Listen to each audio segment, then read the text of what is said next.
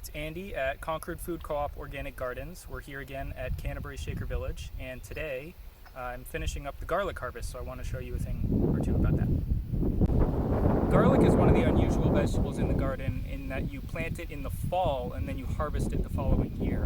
And this garlic was planted in late September, and now it's ready to harvest now. It's usually around early to mid-July. And the way that we're going to tell is by looking at some of the leaves, and then also by digging a couple plants and seeing how they've sized up. This plant has several healthy green leaves up top, and each one of these leaves is connected down the stem, and each one of these will actually form one of the layers of skin that covers the garlic. So the more intact green leaves that you have, the better wrapper you'll have to keep your garlic nice and fresh. You want to make sure that you're not harvesting it too early though, and so you're going to make sure that at least a couple of these leaves have died back, and this one's starting to turn yellow.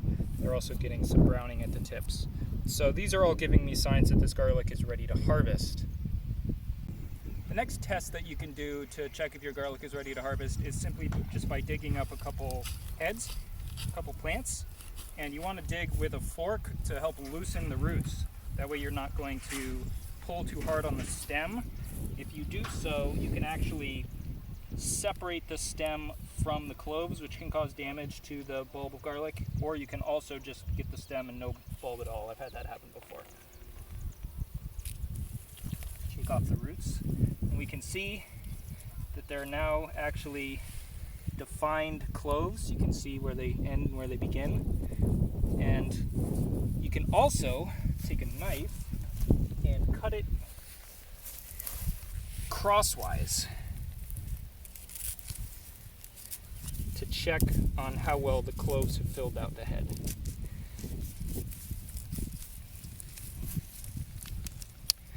So you can see here that the cloves there's no gaps in between them, and they're well filled out, they're nice and large.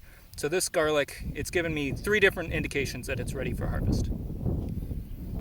The first step, like I just did before, is going to be digging up all of these plants. I'm just going to go down the row and just gently lift them all up, which helps release their roots from the soil and make it easier to pull them up by hand.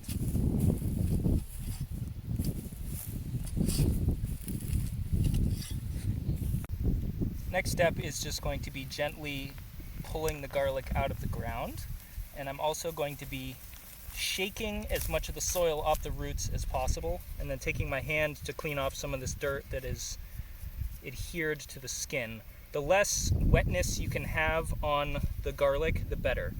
I've actually also stopped watering this garlic over the past week, and you're even going to want to consider if there's been a heavy rain the night before, you might not want to harvest the next day. It's going to be a lot easier to get this dry and clean if it's not in totally saturated soil. When you're pulling these out, the tendency is to want to bang them on your boot to clean them off, but I would recommend against that. You don't want to, you want to be as gentle with these as possible. They bruise easily. Pretty much all vegetables can bruise, and instead of dropping it on the ground, I'm going to place it on the ground. Anytime that I'm handling or moving these plants, I'm treating them gently, just like they were an egg. Here we have a couple rows that have already been dug out and laid on top of the bed. I'm laying them out here for a couple of hours just to get some of that field moisture off of them, but you don't want to leave them out for more than half a day to a day at the most, because garlic can actually get sunburned. If you want to be able to store your garlic for any significant amount of time, you have to do something called curing. It's similar to onions as well. And curing garlic is going to take about a month, and it's going to decrease the moisture, it's going to concentrate flavor, and it's going to increase the storage life to 6 or 7 months. So it's a really important step to do. The way that I'm going to get my garlic ready for curing is I'm going to take 5, 7, 8, 9, 10, put them all together, get them all sort of lined up on the root ends. Take my hands and gather up the leaves here, and just make a clean cut, cutting off some of the tips of the plant and the leaves, and that makes it easier to get a rubber band over the end. I'm going to do it twice around, just try to get it a little bit lower on the bundle.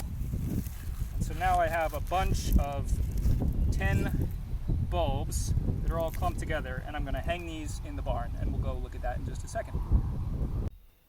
We are now in the third floor of the garden barn at Shaker Village, and this space is the best space here for curing garlic. It has some ventilation, which is important. It has 2 windows, one on either end. You can see that I have a box fan set up. This one is blowing air out, and on the other end, the fan is blowing air in, so it gets some cross ventilation. It's also dry up here. So basically, for curing garlic, you're looking for dry, dark, and well ventilated. And this space is ticking most of those boxes for me. I have the garlic bunches hung up here from the beams. I've got some nails here, and I want to make sure that there's a little bit of airspace in between every bunch, and they're hanging down. These ones are just from yesterday, and they're already feeling nice and dry and brittle, so it's going to be a really good space for curing the garlic. This will take about a month, and it's going to smell very strongly for the first couple weeks, so you don't necessarily want to do this in a place where you're going to have to be smelling it every day. Here's another example of a method that I'm experimenting with this year to cure garlic. You can see that I've trimmed the stems. They're about 6 to 8 inches long, and then I've suspended this welded wire fence on some sawhorses to keep them off the ground. So these are actually upside down and drying in a slightly different manner. If you're in the mood for real food, it's Concord Food Co-op.